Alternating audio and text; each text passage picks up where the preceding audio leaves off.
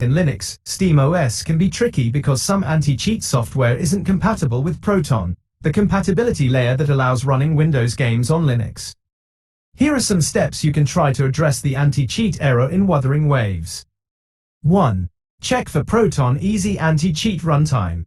Anti-cheat software like Easy Anti-Cheat, EAC, often requires a separate runtime for Linux.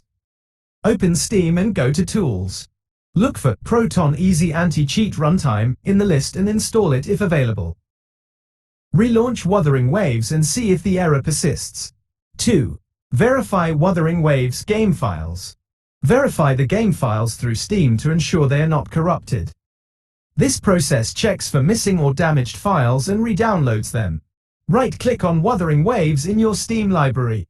Select Properties. Go to the Local Files tab. Click Verify Integrity of Game Files. 3. Check Proton Database, ProtonDB.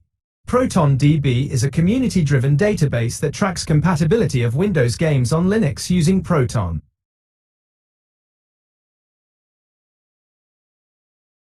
Search for Wuthering Waves on ProtonDB, link to www.protondb.com. Check the reported compatibility level and any user-provided workarounds for anti-cheat errors. 4. Consider alternative Proton versions. Some users report success with specific Proton versions for certain games. You can try enabling access to older Proton versions in Steam settings and experiment with different ones to see if it resolves the error. 5. Explore community forums. Search online forums and communities dedicated to Linux gaming or specifically Wuthering Waves. Other users might have encountered similar issues and found workarounds. Important note: modifying system files or using unofficial workarounds can be risky. Proceed with caution and only follow reputable sources. If none of the above solutions work, the game might not be currently playable with anti-cheat enabled on Linux, SteamOS.